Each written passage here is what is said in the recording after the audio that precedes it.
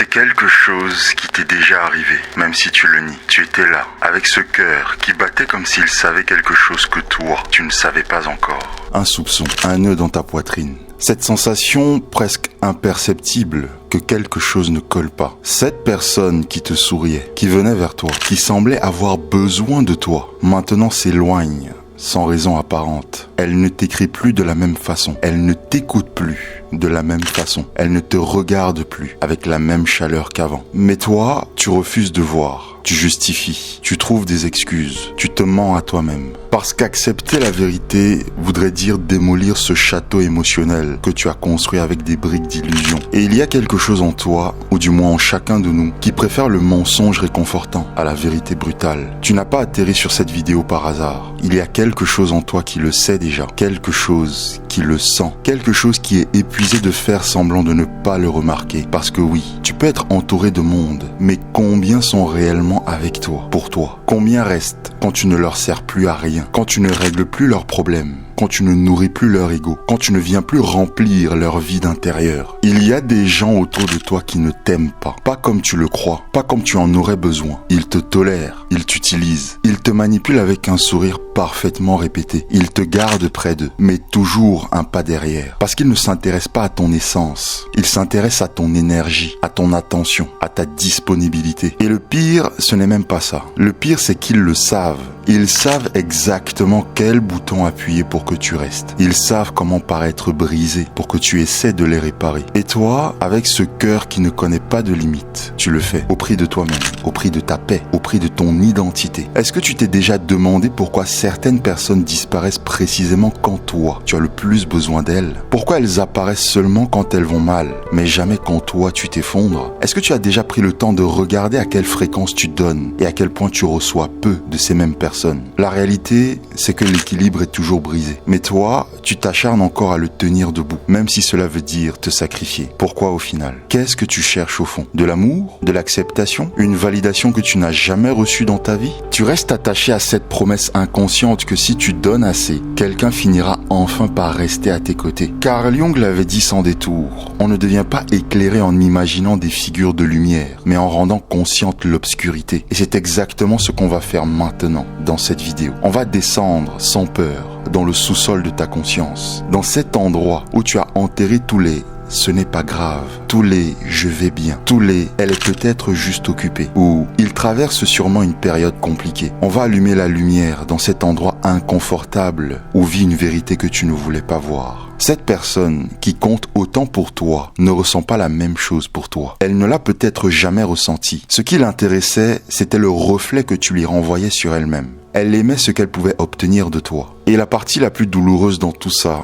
c'est que tu l'avais déjà senti dès le début, mais tu as choisi de l'ignorer. Mais il y a quelque chose dont on ne parle presque jamais. Quelque chose qui ne fait pas de bruit, mais qui s'installe lentement. Une dette. Pas une dette financière, une dette émotionnelle. Parce que quand quelqu'un t'utilise et que tu ne le vois pas, ou pire, que tu le vois et que tu l'acceptes malgré tout, il se crée une dynamique perverse. Une dynamique qui ne s'exprime pas toujours avec des mots, mais qui laisse une trace profonde. Tu te sens redevable, alors même que tu n'as rien signé, rien accepté, rien promis. Mais tu portes quand même en toi ce poids. Mais est-ce que tu sais pourquoi? Parce qu'on t'a fait croire que tu devais compenser quelque chose, que si tu prenais de la distance, tu étais égoïste, que si tu n'étais pas disponible, tu étais une mauvaise personne, que si tu ne les sauvais pas, tu étais indifférent. On t'a conditionné avec des petits gestes, des silences chargés, des phrases déguisées en tendresse, comme celle-ci. Je ne serais rien sans toi. Tu es la seule personne sur qui je compte dans ma vie. Et sans que tu t'en rendes compte, tu es devenu leur filet de sécurité, leur psychologue officieux, leur partenaire émotionnel sans engagement, leur béquille. Mais eux ne t'ont jamais offert la même chose en retour.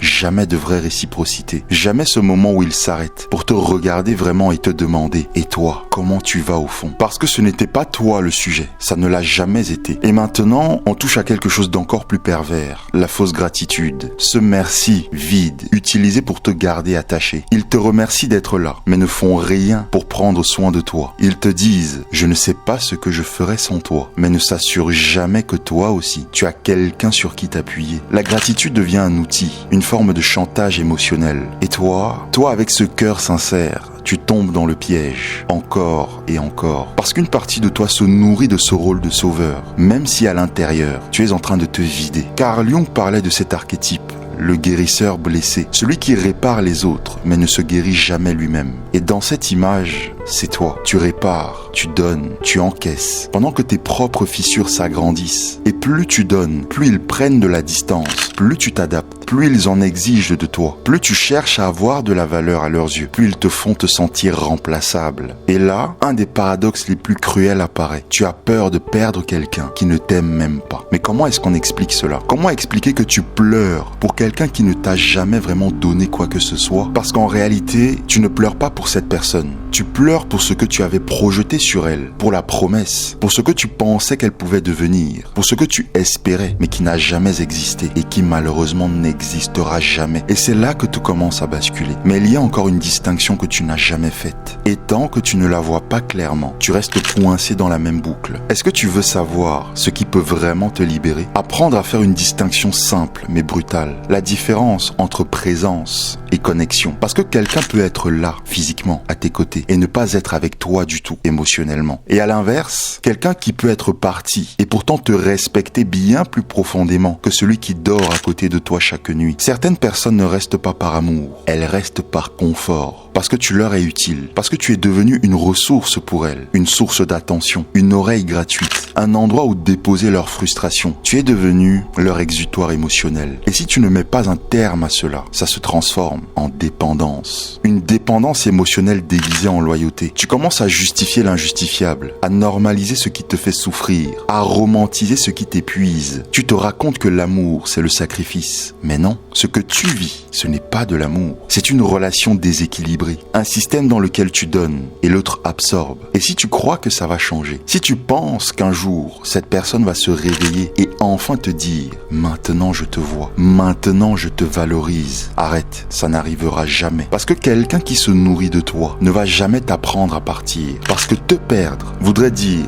faire face à son propre vide intérieur. Et ça, ils ne sont pas prêts à le faire. Alors qu'est-ce qu'ils préfèrent? Te garder à leur côté, te laisser porter leur poids, pendant qu'ils continuent à jouer avec ta lumière. Et maintenant, on descend encore d'un niveau, encore plus profond, l'idéalisation. Quand tu idéalises quelqu'un qui t'utilise, ce n'est pas parce qu'il est exceptionnel, c'est parce que tu as besoin de t'accrocher à quelque chose. Tu en fais ton repère, ton point d'ancrage, ta boussole. Parce que sans ça, tu te retrouves face à quelque chose que tu fuis depuis longtemps toi aussi, ta propre solitude.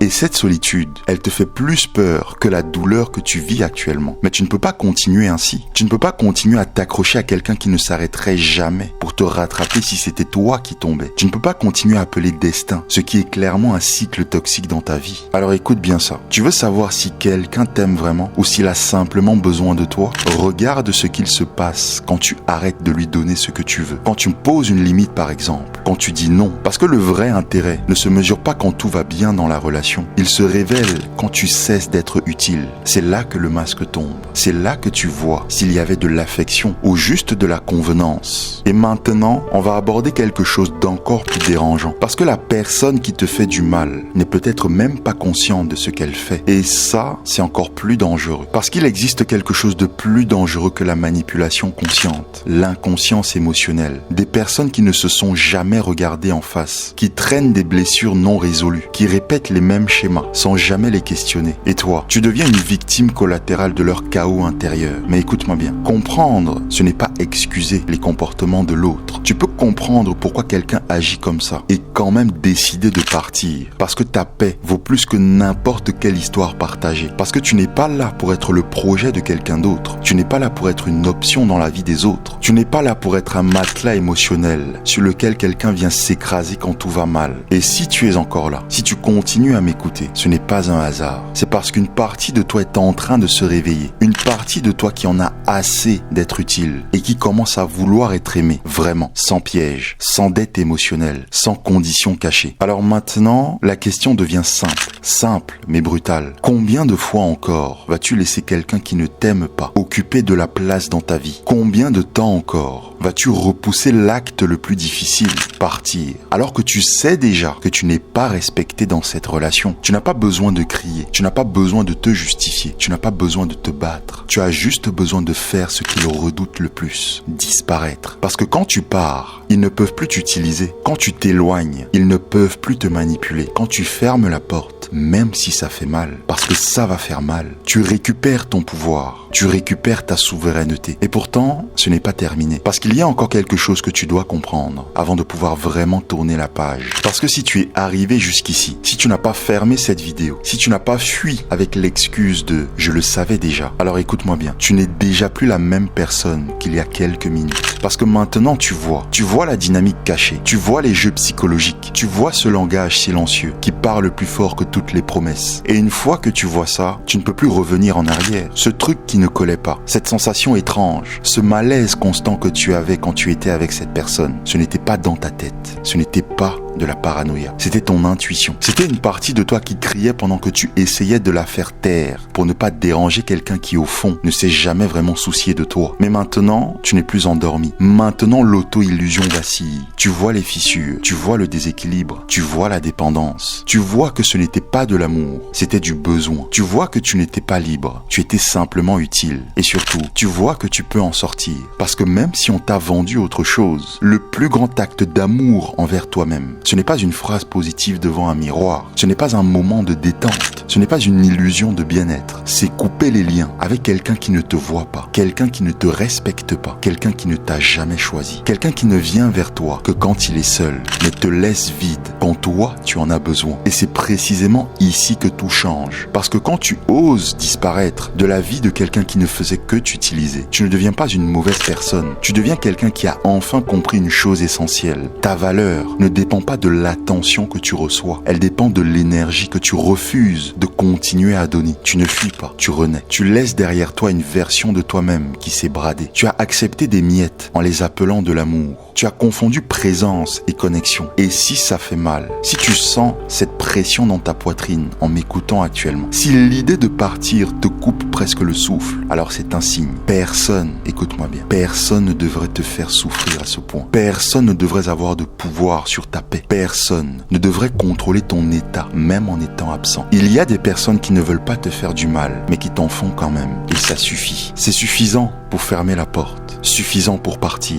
suffisant pour te choisir enfin. Et maintenant, fais une chose simple. Écris cette phrase dans les commentaires. Je ne suis pas ton refuge si tu es ma tempête. Ceux qui la liront comprendront. Ils sauront que toi aussi, tu as fini par ouvrir les yeux. Et si ces mots ont résonné en toi, si tu as enfin entendu quelque chose que tu n'arrivais pas à formuler, alors abonne-toi. Pas par habitude, mais parce qu'ici, on ne va pas te mentir. On va continuer à mettre en lumière ce que la plupart préfèrent éviter. On va continuer à briser les masques. Et surtout, on va continuer à choisir la vérité, même quand elle dérange. Partage cette vidéo à quelqu'un qui en a besoin. Quelqu'un qui attend encore un message qui ne viendra jamais. Quelqu'un qui reste alors qu'il sait déjà. Soit le déclic, soit celui qui allume la lumière dans l'ombre de quelqu'un d'autre. Et maintenant, je te laisse. Mais pas comme les autres. Pas avec une conclusion propre. Pas avec une phrase rassurante. Je te laisse avec le silence. Ce silence qui reste quand tout a été dit. Ce silence qui dérange. Ce silence qui oblige à penser. Parce qu'une fois que tu connais ta valeur, tu ne peux plus rester là où tu n'es pas respecté. Alors,